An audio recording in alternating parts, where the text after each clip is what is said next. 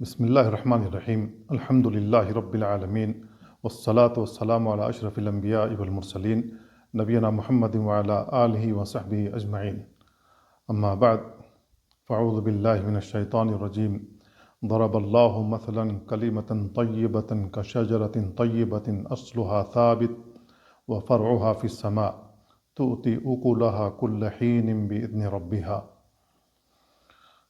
برادران اسلام اور عزیز بھائیوں، قرآن کریم کی جو آیت پڑھی گئی، اس آیت میں اللہ رب العالمین نے بیان فرمایا، اللہ تعالیٰ نے کلمہ طیبہ کی مثال ایک پاکیزہ درخت سے دی ہے جس کی اصل ثابت ہے اور اس کے فرع آسمان میں ہے، اور اپنے رب کے حکم سے ہمیشہ وہ پھل عطا کرتا رہتا ہے، اپنا پھل ہمیشہ دیتا رہتا ہے۔ ابن عباس رضی اللہ عنہما بیان کرتے ہیں، الکلمۃ الطیبہ ہی لا الہ الا اللہ۔ اس آیت میں کلمہ طیبہ سے مراد لا الہ الا اللہ کہنا ہے۔ لا الہ الا اللہ کیا ہے؟ لا الہ الا اللہ کلمہ توحید ہے۔ اس کو پڑھ کر آدمی اللہ کی وحدانیت قبول کرتا ہے اور اللہ رب العالمین پر ایمان لاتا ہے، اور اس کا دوسرا جز محمد الرسول اللہ پڑھ کر نبی کریم صلی اللہ علیہ وسلم کی رسالت کا اقرار کرتا ہے۔ جو شخص صدق دل سے کلمہ توحید کا اقرار کر لے، اپنی زبان سے اس کلمے کو ادا کر لے اور اس کے مقتضا کے مطابق زندگی گزارے، تو ایسا شخص مسلمان ہے۔ کلمہ توحید لا الہ الا اللہ کا جو اقراری ہے، وہ اس بات پر یقین رکھتا ہے کہ اللہ کے علاوہ کوئی حقیقی معبود نہیں ہے۔ حقیقی معبود اگر کوئی ہے تو وہ تنہا اللہ رب العالمین کی ذات ہے۔ اللہ کے علاوہ کوئی عبادت کے لائق نہیں ہے۔ دنیا میں جتنے بھی معبودان پائے جا رہے ہیں، سب کے سب باطل ہیں۔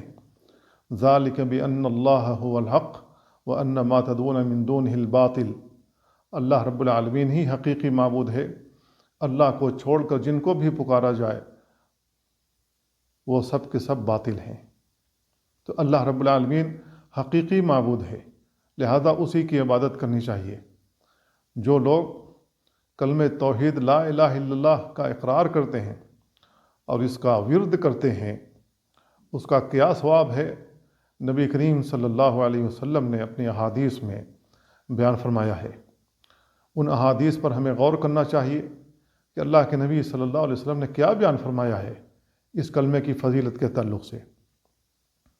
ابو ہریرہ رضی اللہ تعالیٰ عنہ بیان کرتے ہیں، وہ کہتے ہیں کہ میں نے کہا، اے اللہ کے رسول، من اسعد الناس بشفاعتک یوم القیامہ، قیامت کے دن وہ کون خوش نصیب ہے جو آپ کی شفاعت کا مستحق ہے؟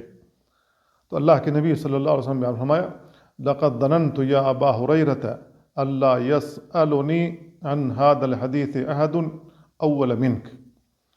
اے ابو ہریرہ، میرا خیال یہ تھا کہ آپ سے پہلے کوئی اس کے بارے میں مجھ سے نہیں پوچھے گا، لما رأیت من حرصک علی الحدیث، کیونکہ میں نے آپ کے اندر حرص دیکھی ہے کہ آپ میری حدیث یاد کرنے، میری حدیث کو لینے کے لیے ہمیشہ کوشاں رہتے ہیں۔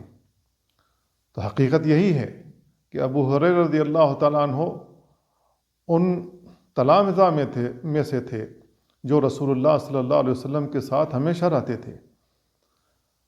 دوسرے صحابہ اپنی زندگی گزر بسر کرنے کے لیے، کمائی کرنے کے لیے باہر جاتے تھے، لیکن ابو ہریرہ رضی اللہ تعالیٰ عنہ ایسے صحابی تھے جو ہمیشہ اس بات کی طاق میں رہتے تھے، جستجو کرتے رہتے تھے کہ کب اللہ کے نبی صلی اللہ علیہ وسلم اپنے گھر سے تشریف لائیں گے اور اللہ کے نبی صلی اللہ علیہ وسلم کوئی بات بیان فرمائیں گے تو میں آپ کی بات سنوں اور اس کو یاد رکھوں۔ تو ابو ہریرہ رضی اللہ تعالیٰ عنہ ہمیشہ اس کی خاطر مسجد نبوی میں رہا کرتے تھے اور اللہ کے نبی صلی اللہ علیہ وسلم کا ساتھ کبھی نہیں چھوڑتے تھے۔ رسول اللہ صلی اللہ علیہ وسلم نے یہ محسوس کیا تھا، اس محسوس بات کو یہاں پر اللہ کے نبی نے بیان فرمایا کہ اے ابو ہریرہ، آپ جس قدر میری حدیث کے حریص ہوتے ہیں، میرا خیال یہ تھا کہ آپ ہی وہ پہلے شخص ہوں گے جو اس بارے میں سوال کریں گے کہ میری شفاعت کا مستحق قیامت والے دن کون ہوگا۔ تو اللہ کے نبی صلی اللہ علیہ وسلم بیان فرمایا اسعد الناس بشفاعت یوم القیامہ، میری شفاعت کا مستحق وہ شخص ہوگا، وہ خوش نصیب انسان جو میری شفاعت کا مستحق ہوگا، من قال لا الہ الا اللہ خالصا من قلبہ، جس نے صدق دل سے کلمہ توحید لا الہ الا اللہ کا اقرار کیا ہوگا۔ تو لا الہ الا اللہ ایک کلمہ ہے، لا ایک ایسی تلوار ہے جو تمام معبودان باطلہ کی گردن پر پڑتی ہے۔ جب تک کہ تمام معبودان باطلہ کا انکار نہ کر لیا جائے اور تنہا اللہ رب العالمین کی وحدانیت کا اقرار نہ کر لیا جائے، اللہ رب العالمین کی حاکمیت کا جب تک اقرار نہ کر لیا جائے، اللہ رب العالمین کے رب العالمین ہونے کا جب تک اقرار نہ کر لیا جائے، تب تک ہماری توحید مکمل نہیں ہوتی، اور یہ جان لیا جائے کہ اللہ رب العالمین کے ساتھ کوئی شریک نہیں ہے۔ لا الہ الا اللہ کا معنی یہ ہے کہ میں اس بات کی گواہی دیتا ہوں کہ اللہ کے علاوہ کوئی حقیقی معبود نہیں ہے، تنہا حقیقی معبود اللہ رب العالمین ہے۔ لہذا موحد انسان اللہ کے ساتھ کسی کو شریک نہیں ٹھہراتا، نہ اللہ کی ذات میں، نہ اللہ کی صفات میں، نہ اللہ کے افعال میں، اور نہ اللہ کی عبادت میں۔ تو اس حدیث سے معلوم یہ ہوا کہ جو شخص صدق دل سے کلمہ توحید لا الہ الا اللہ کا اقرار کرتا ہے، وہ رسول اللہ صلی اللہ علیہ وسلم کی شفاعت کا ضرور مستحق ہوگا۔ ابو سعید خدری رضی اللہ تعالیٰ کی حدیث میں اللہ کے نبی صلی اللہ علیہ وسلم بیان فرماتے ہیں، قال موسیٰ علیہ السلام، موسیٰ علیہ السلام نے فرمایا، یا رب علمنی شیئا اذکرک بہ وادعوک بہ، اے میرے رب مجھے ایک ایسی بات بتلا دیں جس کے ذریعے میں آپ کا ذکر کرتا رہوں اور جس کے ذریعے میں آپ سے دعا کرتا رہوں۔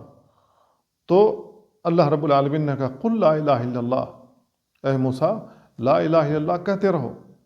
قال یا رب کل عبادک یقول ھذا، تو موسیٰ علیہ السلام نے کہا کہ اللہ تعالیٰ تیرے تمام بندے اس بات کا اقرار کرتے ہیں۔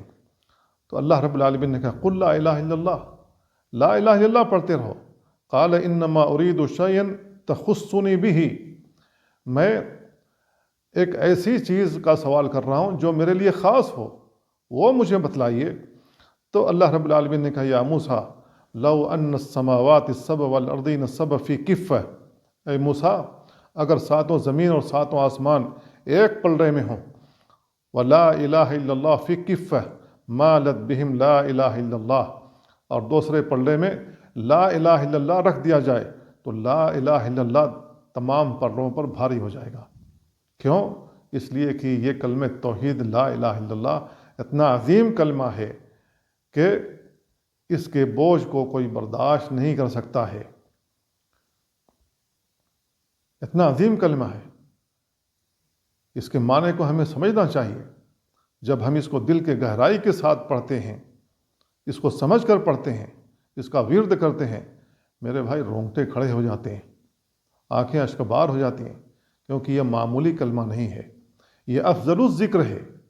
تمام اذکار میں سب سے زیادہ افضل ذکر کلمہ توحید لا الہ الا اللہ کا اقرار ہے، جیسا کہ جابر رضی اللہ تعالیٰ عنہ بیان کرتے ہیں، اللہ کے نبی صلی اللہ علیہ وسلم بیان فرمائے افضل الذکر لا الہ الا اللہ، تمام اذکار میں سب سے زیادہ افضل ذکر اگر کوئی ہے تو وہ لا الہ الا اللہ کا کہنا ہے۔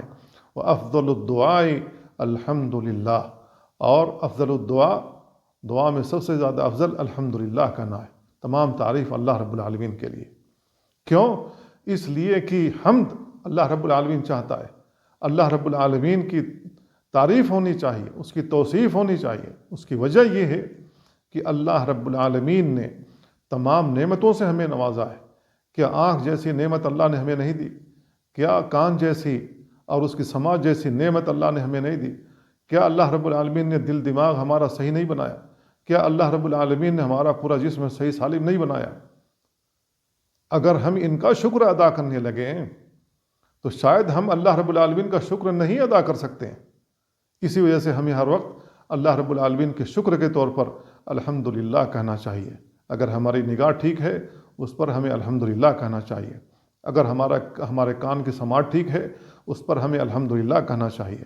اگر ہمارے ہاتھ پاؤں صحیح سالم ہیں، دل دماغ صحیح سالم ہے، اس پر ہمیں الحمدللہ کہنا چاہیے، اللہ کا شکر بجا لانا چاہیے۔ اگر ہمیں پانی مل جائے جب ہمیں پیاس لگی ہوئی ہو، اس پر ہمیں اللہ کا شکر بجا لانا چاہیے۔ جب ہم کھانا کھا لیں اس پر ہمیں اللہ کا شکر بجا لانا چاہیے۔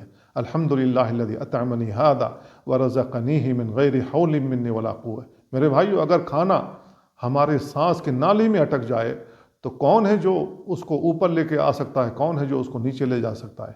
اگر پانی ہمیں نہ ملے تو شاید انسان کی موت واقع ہو جائے۔ اگر پانی معدے میں چلا جائے اور پھر مثانے میں چلا جائے، پھر مثانے سے نہ نکلے، تو ایسی صورت میں کون ہے جو انسان کی زندگی بچا سکتا ہے؟ انتہائی سخت تکلیف ہوگی اگر یہ ہمارا پانی ہمارے جسم سے نہ نکلے۔ تو اس پر ہمیں اللہ کا شکر بجا لانا چاہیے، الحمدللہ کہنا چاہیے۔ زید بن ارقم رضی اللہ تعالیٰ عنہ کی حدیث میں اللہ کے نبی صلی اللہ علیہ وسلم نے بیان فرمایا کہ من قال لا الہ الا اللہ مخلصا دخل الجنہ، جو شخص لا الہ الا اللہ اخلاص کے ساتھ پڑھتا ہے وہ جنت میں ضرور داخل ہوگا۔ آپ سے پوچھا کہ وما اخلاص ہوا، اس کا اخلاص کیا ہے؟ تو آپ نے بیان فرمایا ان تحجزہ عن محارم اللہ، اس کو اللہ کے محارم سے دور رکھا جائے۔ تو اللہ رب العالمین نے جن چیزوں کو حرام کیا ہوا ہے اس سے اپنے آپ کو دور کرنا، ہمیشہ کے لیے اپنے آپ کو دور کرنا۔ اللہ نے سب سے پہلی چیز جو انسانوں پر حرام کی ہوئی ہے وہ شرک ہے، اور اس کا اپوزٹ لا الہ الا اللہ کا کلمہ توحید ہے۔ تو اللہ رب العالمین نے شرک سے منع فرمایا، ہم اپنے آپ کو شرک سے دور رکھیں۔ اگر کلمہ توحید لا الہ الا اللہ پڑھتے ہیں تو، اگر کلمہ توحید لا الہ الا اللہ ہم پڑھتے ہیں اور اپنے آپ کو شرک سے باز نہیں رکھتے ہیں تو کلمہ توحید ہمارا ٹوٹ پھوٹ جاتا ہے، ختم ہو جاتا ہے، پھر ہمارا شمار کفر میں ہوگا، مشرکین میں ہو سکتا ہے اگر ہم شرک یا کوئی عمل کرتے ہیں۔ اس لیے کلمہ توحید لا الہ الا اللہ کے معنی کو ہمیں صحیح طریقے سے سمجھنا چاہیے کہ اس کا معنی کیا ہے، اس کا مقتضا کیا ہے، اس کے شروط کیا ہیں۔ جب تک ہم اس کو نہیں سمجھیں گے تب تک ہم کلمہ توحید لا الہ الا اللہ کے معنی کو صحیح طریقے سے نہیں سمجھ سکتے، اور اگر ہم اس کلمے کے معنی کو صحیح طریقے سے نہ سمجھ سکے تو ہم سے شرک سرزد ہو سکتا ہے۔ کسی بھی وقت شیطان ہمیں اپنے جال میں پھنسا کر کے شرک ہم سے کروا سکتا ہے۔ اللہ کے نبی صلی اللہ علیہ وسلم کی ایک اور حدیث ابو ہریرہ رضی اللہ تعالیٰ عنہ سے مروی ہے۔ اللہ کے نبی صلی اللہ علیہ وسلم نے فرمایا ما قال عبد لا الہ الا اللہ مخلصا الا فتحت ابواب السماء، جب بندہ لا الہ الا اللہ کہتا ہے تو آسمان کے دروازے کھول دیے جاتے ہیں، حتی تفضی الی العرش، یہاں تک کہ یہ عرش تک پہنچ جاتا ہے، یہ کلمہ عرش تک پہنچ جاتا ہے۔ مجتنبت الکبائر، جب تک کہ کبیرہ گناہوں سے آدمی اپنے آپ کو بچاتا رہے۔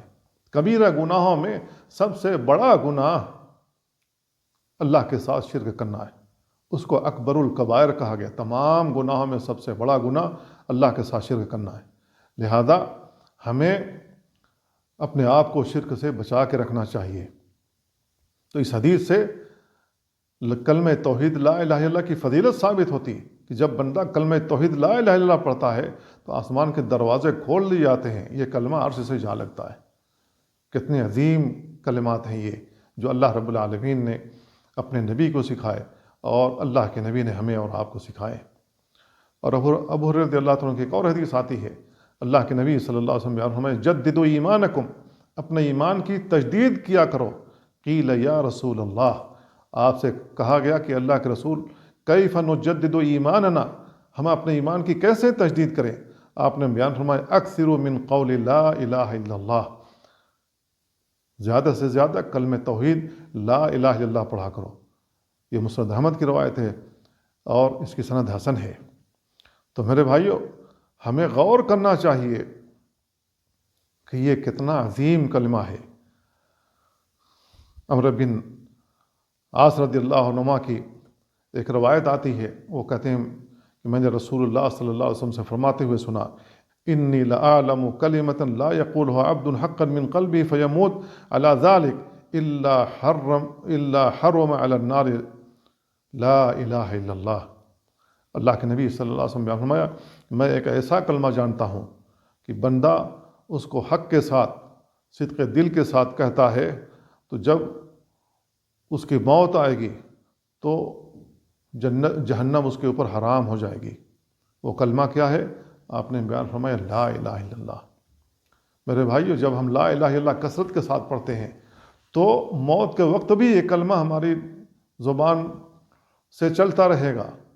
ہمیں نصیب ہوگا کہ ہم کلمہ توحید لا الہ الا اللہ کا اقرار اس وقت بھی کر لیں، جبکہ موت کے وقت شیطان ایسا ورغلاتا ہے کہ آدمی کوئی اپنی زبان سے شرکیہ لفظ نکال دے، اللہ سے مایوسی والا کوئی لفظ نکال دے، اللہ رب العالمین سے بغض اس کے اندر دل میں بٹھا دے، اللہ رب العالمین سے نفرت دل میں آ جائے۔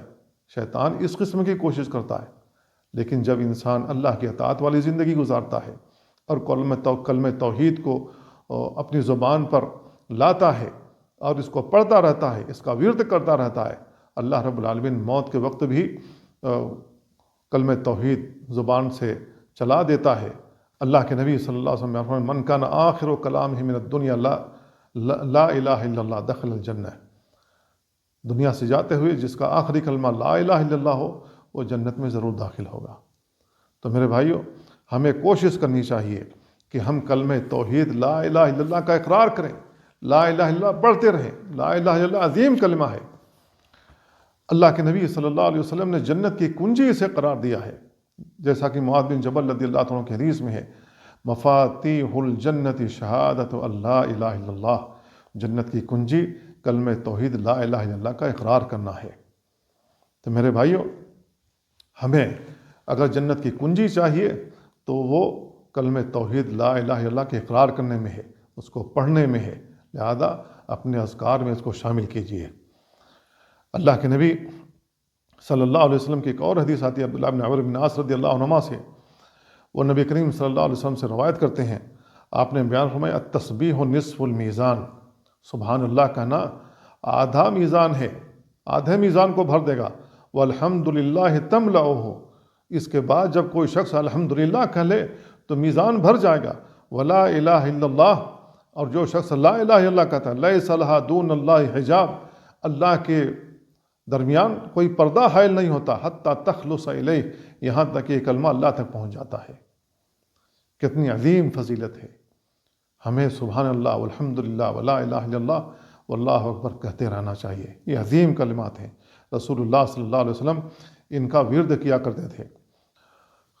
عبداللہ بن عمرو بن عاص رضی اللہ عنہما کی ایک اور روایت آتی ہے، اللہ کے نبی صلی اللہ علیہ وسلم نے بیان فرمایا کہ نوح علیہ السلام نے اپنے بیٹے کو نصیحت کی تھی، نصیحت کرتے ہوئے کہا تھا کہ کیا میں تمہیں ایک بات کی نصیحت نہ کر دوں؟